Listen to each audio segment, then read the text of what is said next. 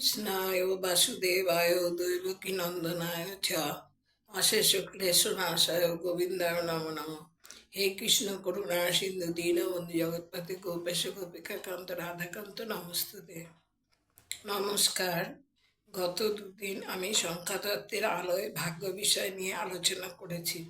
অপর আরেকটি উপায়েও সংখ্যাভিত্তিক ফল পাওয়া যায়।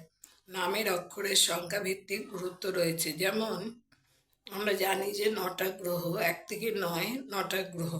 এই 9টা গ্রহের 1 2 3 4 5 6 7 8 9 লিখে নিয়ে তার নিচে এবিসিডিগুলো লিখতে হবে। যেমন এ থেকে আই পর্যন্ত 9 প্রথম লাইনে হবে। এবার জে থেকে আর পর্যন্ত দ্বিতীয় লাইন, তৃতীয় লাইনে এস থেকে জেড। কারোর নাম ধরলাম, কোনো কারোর নাম ধরলাম সৌরভ দাস। এবার এসটা কোথায় আছে? এসটা আছে 1-এর ঘরে 3 নম্বর লাইনে, তাহলে এক এক হলো। এবার 1 প্লাস, এবার ওটা কোথায় আছে? 6-এর লাইনে, ছয় 6 নম্বর গ্রহের লাইনে, তাহলে 6 ওর সাথে 6 যোগ হলো। তারপরে 3 ইউটা কোথায় আছে? 3 নম্বর লাইনে, লাস্টের লাইনে আছে 3 যোগ হলো। এবার হচ্ছে আর কোথায় আছে? আর আছে 9 নম্বর লাইনে, তাহলে 9 যোগ হলো। এবং ভি, এটা আছে 1 নম্বর লাইনে, 1 যোগ হলো। তারপর ভি আছে 4 নম্বর লাইনে, তৃতীয় লাইনে 4 নম্বরে আছে, 4 নম্বর গ্রহের নিচে আছে, তাহলে 4 যোগ হলো। আর হচ্ছে দাস, দাসও ডিটাও 4 নম্বর লাইনে আছে। ওই জন্য ওর সাথে আবার 4 যোগ হলো। তার সাথে আবার এ আছে, এটা করলে এটা হচ্ছে 1 নম্বর লাইনে। আর ভিটা হচ্ছে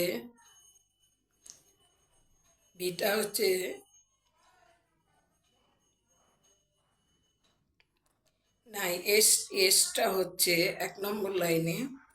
আর এটাও 1 নম্বর লাইনে। তাহলে মোট কত হলো?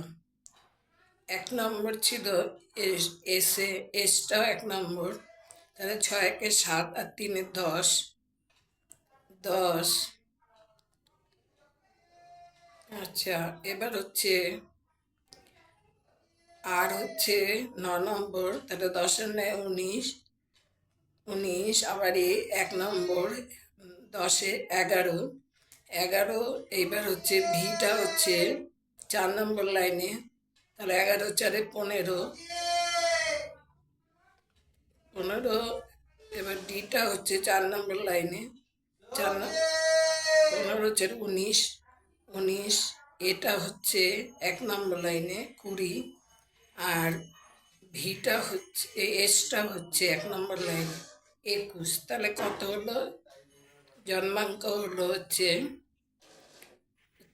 মানে মোট হলো হচ্ছে 7 10 19 20 24 25 27 28 আর হচ্ছে 29 30। তাহলে 3 সংখ্যা বেরোলো, টোটাল সংখ্যা বেরোলো 3।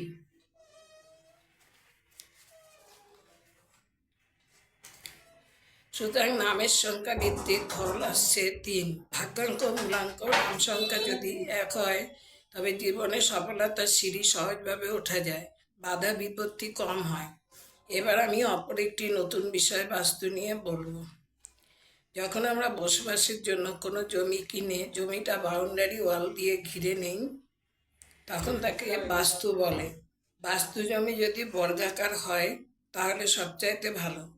বর্তমানে বাস্তু নির্বাচনের সময় ভূমির বিচার, কোনটা কোন দিকে থাকবে, যেমন রান্নাঘর, জলাধার, পাইপ্রণালী, ঠাকুরঘর, শয়নকক্ষ, এগুলো বাস্তুশাস্ত্র মতে তৈরি করলে জীবনে অনেক সুখ শান্তি পাওয়া যায়। মৎস্য পুরাণে আছে ভগবান শিব অধকাসুর নামক দৈত্যকে যুদ্ধে পরাস্ত করেন।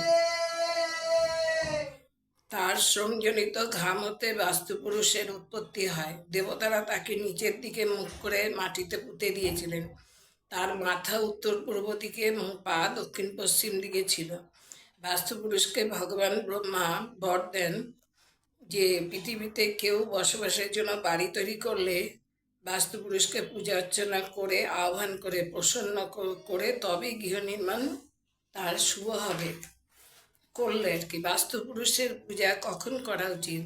গৃহ নির্মাণের পূর্বে বাস্তুপুরুষের পূজা সর্বপ্রথম করা আবশ্যক। তারপরে চৌকাঠ পূজার সময়, গৃহ নির্মাণ হলে গৃহপ্রবেশের সময় বাস্তু পূজা করা আবশ্যক।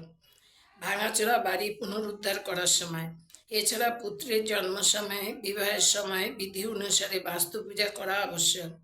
সোমবার আর বুধবার বাস্তুপুরুষের প্রতিষ্ঠা কল্যাণকারক ধনদায়ক হয়। বাড়ি নির্মাণের সময় কোন দিকে কি থাকবে তা জানা আবশ্যক। বাড়ির মুখ্য দ্বার উত্তর পূর্ব হলে ভালো হয়।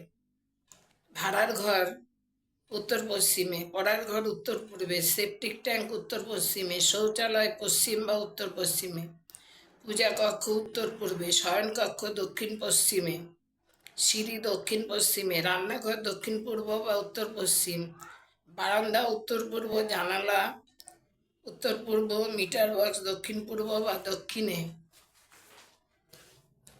কিন্তু এত কিছু মেনে সবার বাড়ি তৈরি করা হয়ে ওঠে না, নতুন করে ভেঙে তৈরি করাও যায় না। তাই ছোট ছোট কর্মের মাধ্যমে আমরা বাস্তুবিটাকে সুখস্বর্গ বানাতে পারবো। যেমন প্রতিদিন সকালে ঘুম থেকে উঠে হাতে তালু দুটো ভালোভাবে দেখে ইষ্ট দেবতা বাস্তু দেবতাকে প্রণাম জানাবো। সদর দরজায় অবশ্যই জল ছাড়া দিতে হবে। বাথরুমে কাচের পাত্রে নুন রাখতে হবে, বিশেষ করে উত্তর পূর্ব দিকে যদি বাথরুম থাকে তাহলে দোষ কাটাতে অবশ্যই নুন রাখা দরকার। স্নান করে সূর্য দেবতাকে প্রণাম করব, তামার পাত্রে সূর্যকে জল অর্পণ করব, নিত্য পূজা করব। আজ এই পর্যন্ত।